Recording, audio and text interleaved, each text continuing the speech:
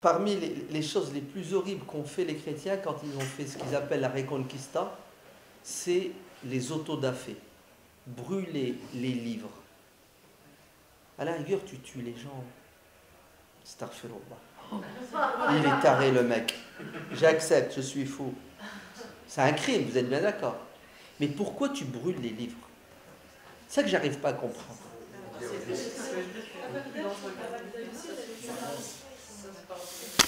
C'est terrible. Ouais. C'est exactement ce qu'ont fait les Mongols quand ils ont pris Bagdad. Ils ont tout brûlé. Et ils ont brûlé des millions de livres. Ils les ont jetés, à un moment donné, les livres dans le fleuve, l'Euphrate. L'eau a changé de couleur à cause de l'encre. À certains endroits, ils arrivaient à traverser le fleuve sans passer par les ponts, en marchant sur les livres, tellement ils ont rempli le fleuve de livres. Oui, des millions de livres. Hadou, ils ont fait la même chose. Ils prenaient les livres et ils les brûlaient. Pourquoi? Parce que ce sont des livres islamistes, intégristes, fondamentalistes. Dieu merci, ils n'ont pas tout brûlé. Vous entendez? Dieu merci, il y avait quand même parmi eux des gens intelligents. Notamment Alphonse, numéro 10. Alphonse le sage. Comme ça qu'on l'appelle. Alphonse le sage. Lui, c'était quelqu'un d'intelligent. Vous savez ce qu'il a fait? Il a récupéré les livres et il les a fait traduire. Et il a fait l'école de traduction de Tolède. Il a employé des juifs qui maîtrisaient bien l'arabe, l'islam, et ils ont traduit les livres de mathématiques, l'astronomie. Et bien sûr, ouvrez bien vos oreilles. Quand les livres étaient traduits, on changeait les noms. Ouais. Aboul Cassis, c'est Aboul Qasim. Avi Pense, Ibn Baja. Algorithme, Al-Khawarizmi. Algorithme, son nom c'est Al-Khawarizmi. Ouais. Al-Ghazal, Al-Ghazali. Oui. Tous les noms ont été latinisés. Hein? Tu prends le livre, algorithme, tu ne sais pas que c'est un arabe, tu ne sais pas que c'est un musulman. Et qu'est-ce qu'ils ont fait? Et ils ont fait disparaître la préface, l'introduction. Parce que Al-Khawarizmi, quand il va écrire son livre sur les maths, Razès, le médecin, quand il va écrire son livre sur la médecine, c'est comment il commence son livre? Bismillahirrahmanirrahim, louange à Dieu, verset du Coran, la prière sur le prophète, une page, 2 pages, et seulement après, 2 points à la ligne, ceci est un traité de pharmacologie, je vais faire ceci, je vais parler. Tout ce qui sentait l'islam, ils le viraient. Voilà. En fait, ils ont laïcisé l'héritage musulman. Ouais, ils l'ont piqué. Ils ont fait du plagiat. Certains rigolos, c'est ce qu'ils ont fait. Ils ont enlevé le nom de l'auteur réel musulman et ils ont mis leur. Ah oui. Vous savez, il y a un livre, il faut que vous le lisiez, il faut que vous l'achetiez. Les 1001 mythes fondateurs. Les 1001 mythes fondateurs de la civilisation. Comment? J'ai déjà dit? Quand? Non? Les 1001 mythes fondateurs de la civilisation occidentale. La civilisation, vous avez parlé de ouais. occidentale.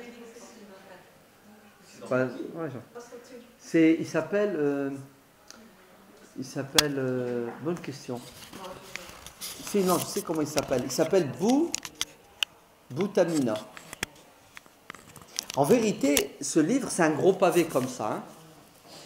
Il a réécrit, moins épais, 250 pages, et je l'ai à la maison et je ne me souviens plus de son titre. Mais en tout cas, cherchez Boutamina, il a une série de livres, entre autres la bataille de Poitiers, une bataille qui n'a jamais eu lieu. Ce gros bouquin, si vous n'arrivez pas à le trouver, prenez celui qui vient après, qui s'appelle La civilisation musulmane ou je ne sais pas quoi. C'est beau. Vous savez pourquoi? Parce qu'il te dit, regardez, on nous a dit les fables de La Fontaine il a écrit, en vérité c'est du plagiat. La Fontaine il a piqué, il a volé, ouais. Il a retapé, ouais. les fables de Kalila et Dimna, de Ibn al-Muqaffa. Il les a récupérées pour lui. Vous avez compris?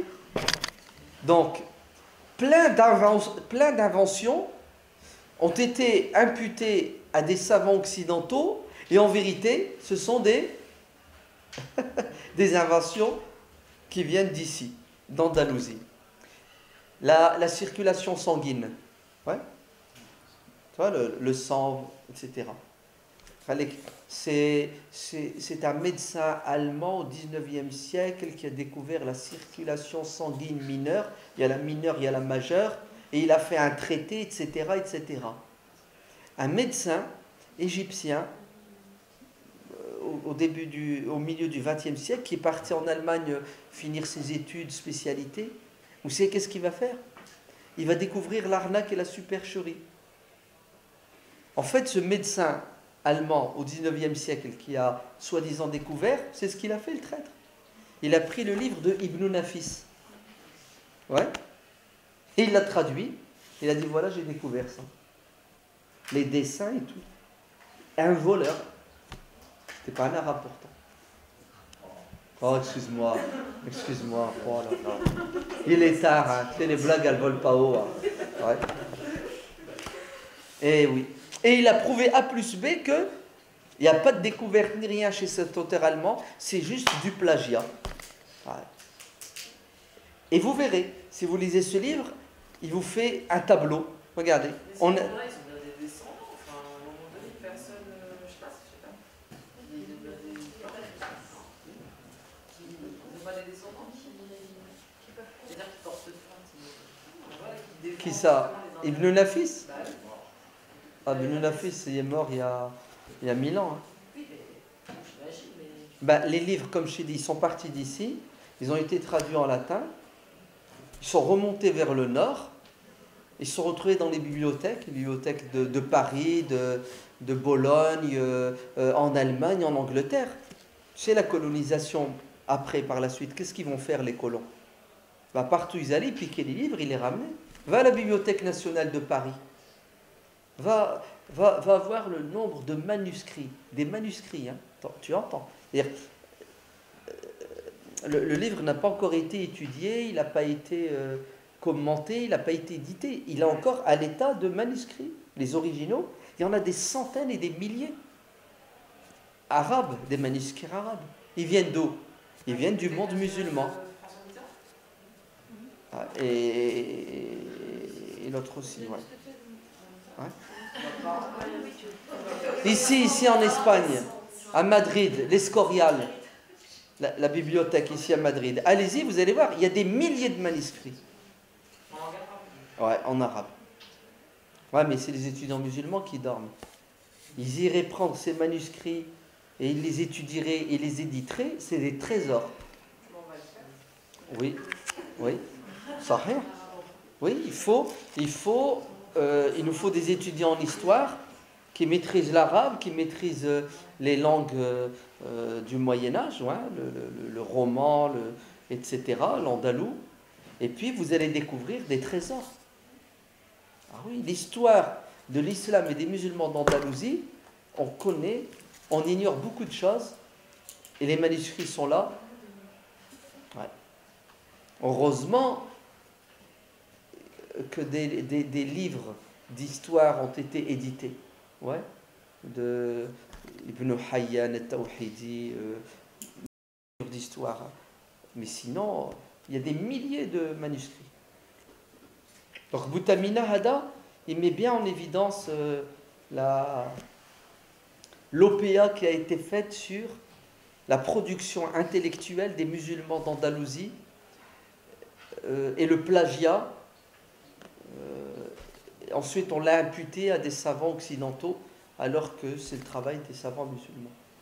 Et regardez la différence, subhanallah. Les savants musulmans, quand ils vont aller en Égypte et récupérer les livres à Alexandrie, ou dans n'importe quelle contrée du monde, chez les Perses, ils vont traduire, hein, l'école de traduction de Bagdad, hein, Beit al-Hikma. Ben, quand ils vont traduire, est-ce que vous croyez qu'ils vont cacher le nom de l'auteur? Non. Je te dis, ce livre, c'est le livre de Aflaton, Platon. Ça, c'est le livre du maître, du grand maître Aristotelis. Aristote. Ça, c'est le livre d'un tel. C'est-à-dire, les musulmans n'ont jamais caché l'origine. Ils ne se sont pas appropriés les livres des Grecs, des Chinois. Ibn al-Muqaffa, Kalila et Dimna, il fait parler des animaux pour faire des critiques. Vous savez ce qu'il dit au début de son livre? Il dit, ces fables, je les ai empruntées aux Indiens. Il ne l'a pas caché. Ce n'est pas un tricheur. Hein?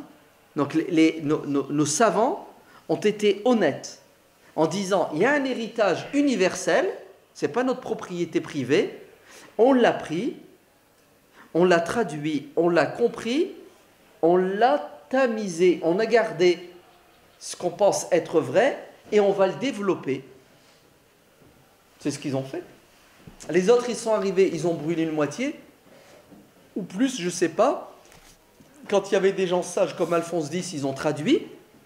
Et quand ils ont traduit, bah, malheureusement, ils ont caché des vérités.